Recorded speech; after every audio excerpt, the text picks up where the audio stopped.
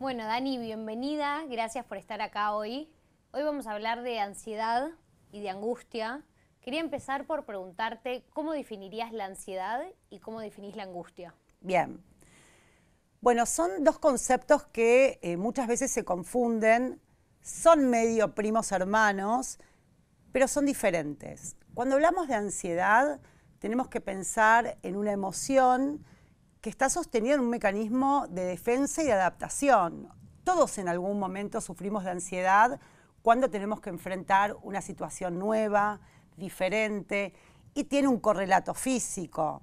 Si esta situación no es tan amenazante, tal vez un poquito de mariposas en la panza, transpirar un poco. Cuando es desproporcionada, que después te voy a contar un poco más, sí hay ciertos síntomas físicos bien concretos.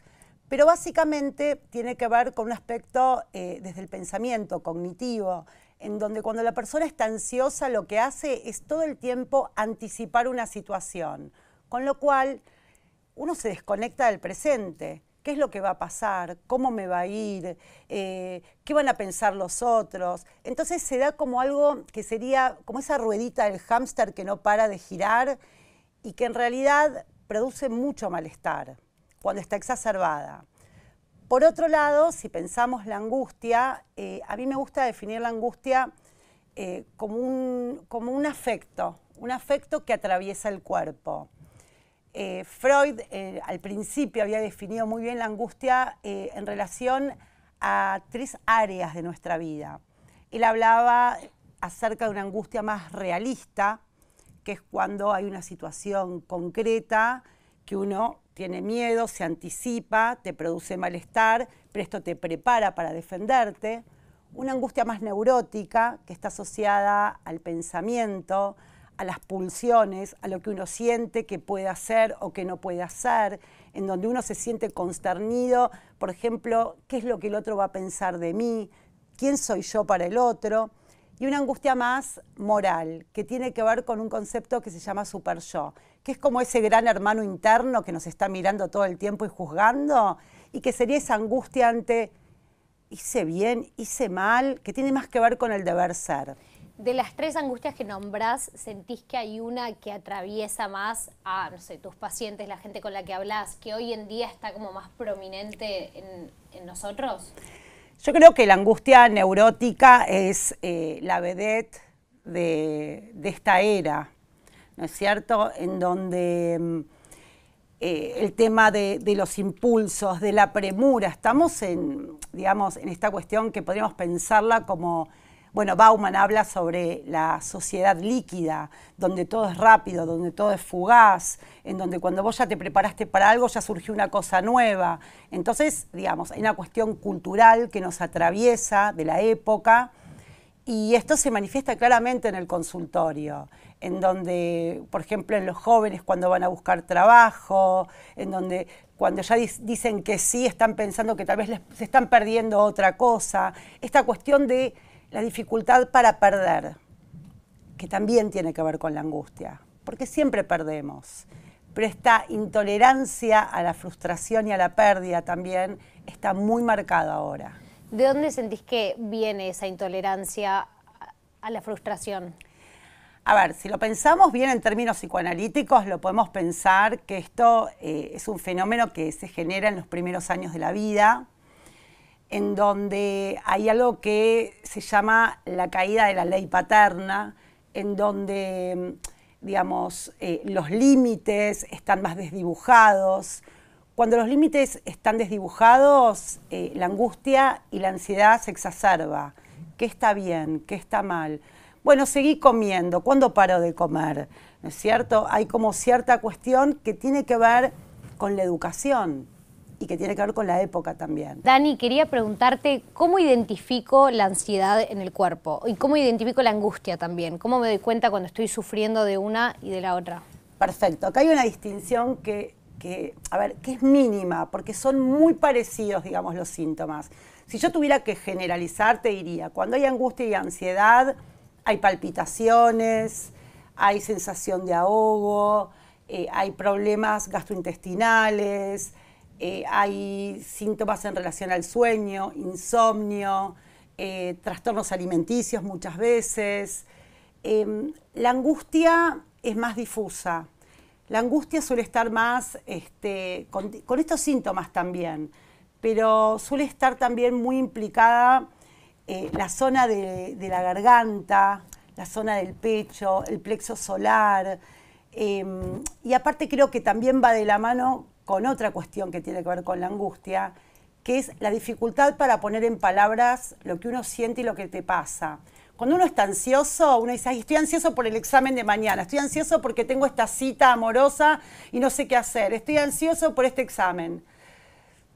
Cuando uno está angustiado, muchas veces es difícil identificar qué es lo que a uno lo angustia, cuáles son esos conflictos inconscientes que nos atraviesan por lo cual nos sentimos como nos sentimos.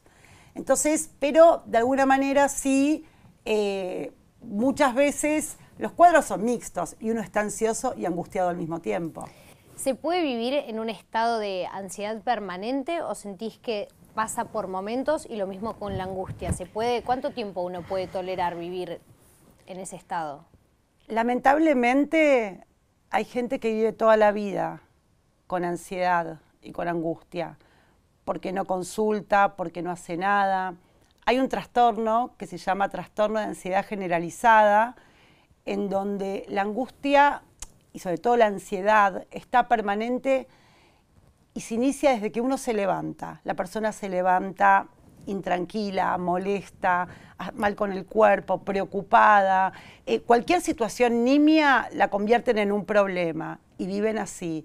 Entonces de repente tiene que ir esta madre a buscar a sus hijos al colegio y ya está preocupada por si va a haber tránsito. Y si no está preocupada por eso, no sé, se tiene que encontrar también con una amiga y está preocupada porque tal vez la amiga no va. En donde todo el tiempo en la cabeza está la anticipación de lo malo, de lo catastrófico. Y si no consultás, puedes vivir toda la vida así. ¿Y cómo me doy cuenta si estoy dentro de los parámetros que son normales de ansiedad o realmente tengo que ir y buscar una solución o un tratamiento? Mira, es una muy buena pregunta, Mili, porque si vos estás realmente ansioso y angustiado, no lo podés negar. O sea, sí o sí, algo tenés que hacer. A ver, el tema es que acá se desprenden varias cosas. Están quienes, al sentir este malestar, esta afección en el cuerpo, pueden hacer una consulta a algún especialista, y están estas otras personas que recurren a lo que se llaman compulsiones. La ansiedad y las compulsiones siempre van de la mano. Entonces, yo lo llamo intentos fallidos para resolver el problema de la ansiedad. Por ejemplo, comer de más, beber de más, fumar, hacer deporte de más. O sea, va de la mano de los excesos, en donde la persona tiene la creencia irracional que de esa manera va a manejar y resolver el tema de la ansiedad. Lo que pasa que termina exacerbándola. Y por ejemplo, si no fuera una compulsión y sería un hábito más saludable, como por ejemplo meditar, respirar, hacer gimnasia, ¿sentís que eso también es como apaciguar la ansiedad por el momento, pero que al final no resuelve la raíz o puede llevar a una transformación?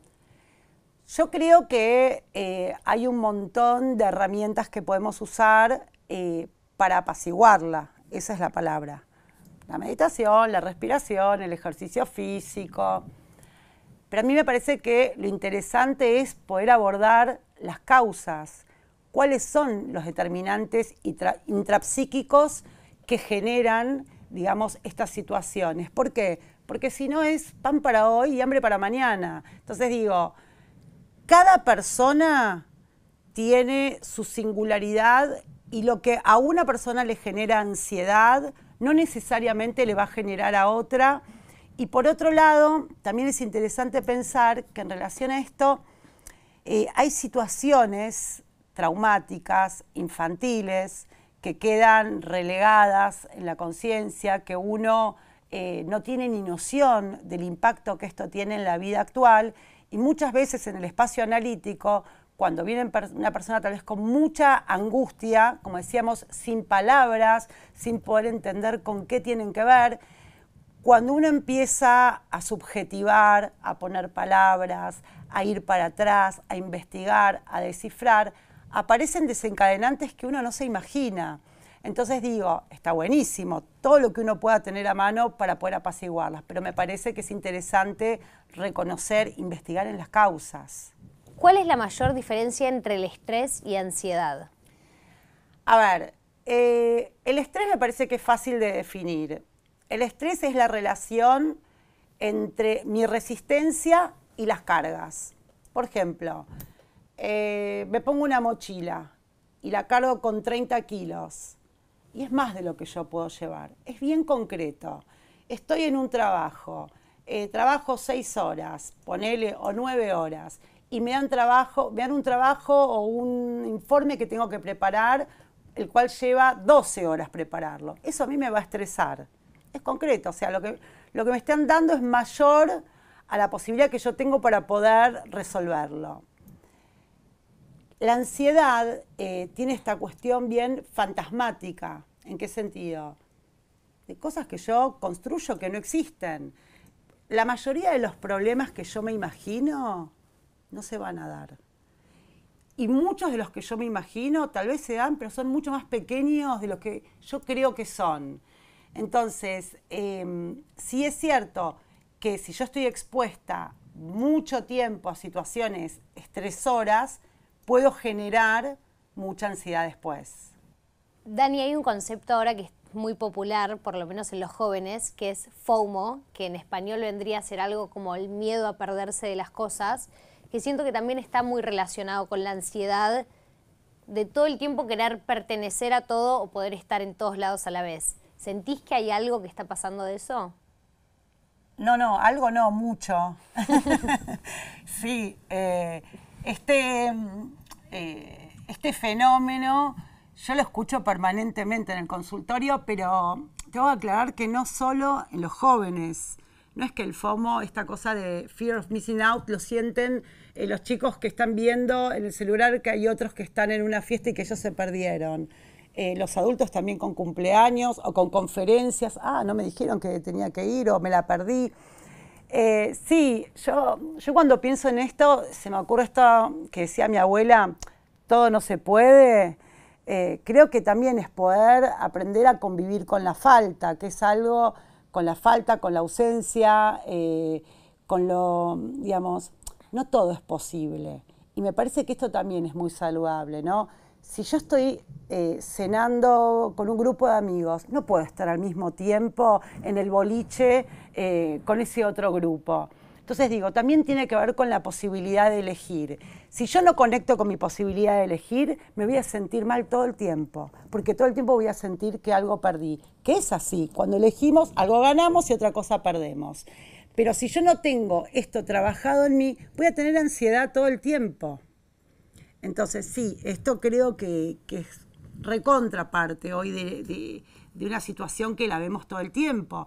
Vos decías esto del FOMO y yo también lo asocio con los likes. Yo a veces estoy atendiendo y veo a un paciente mirando su celular. Entonces digo, ay, estás esperando un llamado importante.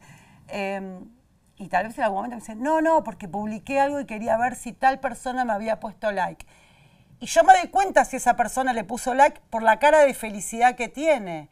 Entonces, el impacto, digamos, de las redes sociales en la ansiedad, en el estado de ánimo, es muy fuerte. Dani, por último quería preguntarte si hay algún tip que puedas dar para cuando la ansiedad quizás se vuelve demasiado para manejar y que sirva para calmarla. A ver, primero voy a ir a lo más fácil, que es que si uno siente cierto malestar que no podés controlar, que te perturba tu calidad de vida, me parece fundamental poder hacer una consulta a un especialista. Y por otro lado, que nos animemos a salir de la premura de toco un botón, listos, preparados ya y todo terminó. Dignificar la angustia y la ansiedad y pensar que pueden ser como una brújula que si yo me detengo y empiezo a ver con qué tiene que ver y empiezo a decodificar, eso seguramente va a decir un montón acerca de uno mismo. Entonces creo que lejos de negarla, sacártela de encima, es transformarla en pregunta. ¿Por qué me pasa lo que me pasa? ¿Y qué puedo hacer con esto? Me encantó. Bueno. Dani, gracias por estar acá. Gracias, Mili. Placer total.